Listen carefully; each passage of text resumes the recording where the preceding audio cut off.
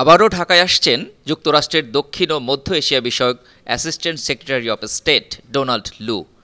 2 দিনের সফরে আগামী 14 মে ঢাকায় আসছেন তিনি। পররাষ্ট্রমন্ত্রী ডক্টর হাসান মাহমুদ জানিয়েছেন, রোহিঙ্গা সংকট নিয়ে আলোচনার জন্য তিনি বাংলাদেশে আসছেন।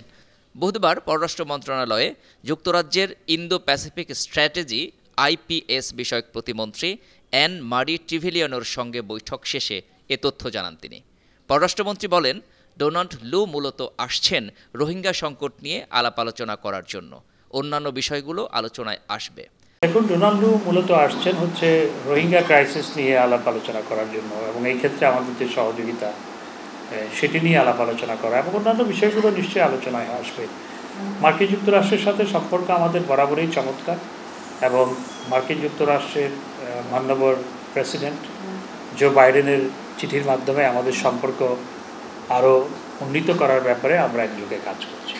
তা আমরা আশা করছি ভবিষ্যতের দিনগুলোতেও আমরা মার্কিন যুক্তরাষ্ট্রের সাথে আরও ঘনিষ্ঠভাবে কাজ করব, এবং ঘনিষ্ঠভাবে কাজ করার মাধ্যমে আমাদের দুই দেশের যে অত্যন্ত চমৎকার বন্ধুত্বপূর্ণ সম্পর্ক আছে সেটি আরও গভীরে পতিত হবে।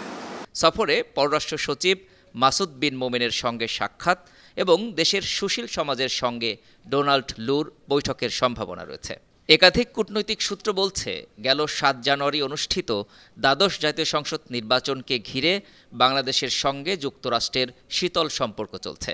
দুই দেশের সম্পর্ক এগিয়ে নিতে গেল ফেব্রুয়ারিতে ঢাকা সফর করেন যুক্তরাষ্ট্রের দক্ষিণ ও মধ্য এশিয়া বিষয়ক উপসহকারী পররাষ্ট্রমন্ত্রী আফরিন আক্তার। দ্বাদশ জাতীয় সংসদ নির্বাচনের পর এটিই ছিল যুক্তরাষ্ট্রের কোনো জ্যেষ্ঠ কর্মকর্তার প্রথম বাংলাদেশ সফর। অন্যদিকে ডোনাল্ড লুর ঢাকায় এটি হবে 4র্থ সফর। মার্কিন এই কূটনীতিক 7 জানুয়ারি বাংলাদেশের দ্বাদশ জাতীয় নির্বাচন ঠেকাতে আওয়ামী লীগ সহ বড় 3 রাজনৈতিক দলকে চিঠি লিখে শর্তহীন আলোচনার প্রস্তাব দিয়েছিলেন। বাংলাদেশকে বোয়িং বিমান কিনতেও মার্কিন রাষ্ট্রদূত পিটার হাসের মাধ্যমে তৎপরতা চালানোর কথাও ব্যাপক আলোচিত হয়েছে। এছাড়া বাংলাদেশের জন্য স্বতন্ত্র মার্কিন ভিসা নীতি ঘোষণা ছিল তার নানামুখী তৎপরতার মধ্যে উল্লেখযোগ্য। ধারণা করা হচ্ছে 7 জানুয়ারি নির্বাচন ইস্যুতে ঢাকা ওয়াশিংটন সম্পর্কের সেতুতে যে ফাটল দেখা দিয়েছে তা ঝালাই করতেই ডোনাল্ড লু ঢাকায় আসছেন। কে এই ডোনাল্ড লু? দক্ষিণ এশিয়ার দেশগুলোতে কেনই বা তার নাম বেশি উচ্চারিত হয়? ফরেন সার্ভিস অফিসার হিসেবে 30 বছরেরও বেশি সময় যুক্তরাষ্ট্র সরকারের অধীনে কাজ করছেন লু। এর মধ্যে 1 যুগেরও বেশি সময় কাটিয়েছেন পাকিস্তান ও ভারতে। বাংলাদেশ, পাকিস্তান ও ভারতের সঙ্গে মার্কিন যুক্তরাষ্ট্রের স্বার্থের বিষয়টি দেখভাল করেন মার্কিন এই কূটনীতিক। মার্কিন কূটনীতির ঝুড়িতে দুর্দান্ত সাফল্য থাকায় ডোনাল্ড লুকে বলা হয় বাজ পাখি কূটনীতিক। মার্কিন স্বার্থ ক্ষুণ্ণ বা বিঘ্নিত হলে দক্ষিণ এশিয়ার গরিব দেশগুলোর সরকার পরিবর্তনেও তৎপরতা চালানোর অভিযোগ আছে ডোনাল্ড লুর বিরুদ্ধে। এর অন্যতম, পাকিস্তানের প্রধানমন্ত্রী ইমরানকে সরাতে যে নাটক মঞ্চস্থ হয়েছিল তার চিত্রনাট্যকার ছিলেন ডোনাল্ড লু। 2023 সালের অক্টোবরে এমনই তথ্য ফাঁস করেন মার্কিন গণমাধ্যম ইন্টারসেপ্ট।